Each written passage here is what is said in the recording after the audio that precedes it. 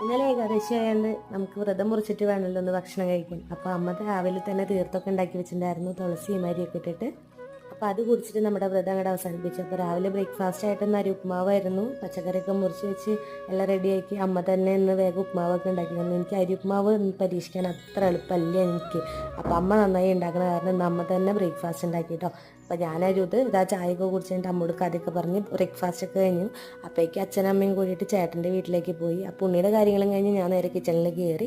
അപ്പോൾ ഇന്ന് കായും ഉരുളൻകിഴങ്ങ് കിട്ടിയിട്ടുള്ള ഒരു വറുത്തരച്ച കറിയായിരുന്നു പരീക്ഷണം. ഇപ്പോൾ ഈ വെളിച്ചെണ്ണ കുപ്പി പൊക്കി നിൽക്കണ കണ്ടപ്പോൾ നിങ്ങൾ വിചാരിക്കേണ്ടത് എന്താണ്, ഇവിടെ ബാംഗ്ലൂരിൽ ഭയങ്കര തണുപ്പായ കാരണം വെളിച്ചെണ്ണയൊക്കെ വരും, ഭയങ്കര തണുപ്പാട്ടോ, അതുകൊണ്ട് ഇങ്ങനെ കട്ട പിടിച്ചിരിക്കുക. അപ്പോഴേക്കും ഇതാ എല്ലാവരും വീഡിയോ എടുക്കാൻ ഞാൻ വിട്ടും പോയി, പക്ഷേ പകുതി വീഡിയോ കിട്ടിയുള്ളൂ. അപ്പോൾ ഉള്ളത് കാണിക്കാമെന്ന് വിചാരിച്ചിട്ട് ഞാൻ ഇന്നത്തെ ഒരു ഉച്ച വരെയുള്ള ഭാഗം ഞാൻ നിങ്ങളെ കാണിക്കാൻ കേട്ടോ. അപ്പോൾ എല്ലാ പരിപാടികളും കഴിഞ്ഞ് മുട്ടേട്ടൻ ഭക്ഷണം കഴിച്ച് പോകുകയും ചെയ്തു. ഞാൻ ചെറിയ ഡയറ്റിലായിരുന്നു കാരണം ഞാൻ ലഞ്ചും കഴിച്ചു, മോനും കൊടുത്ത് സുഖമായിട്ട് കിടന്നുറങ്ങി.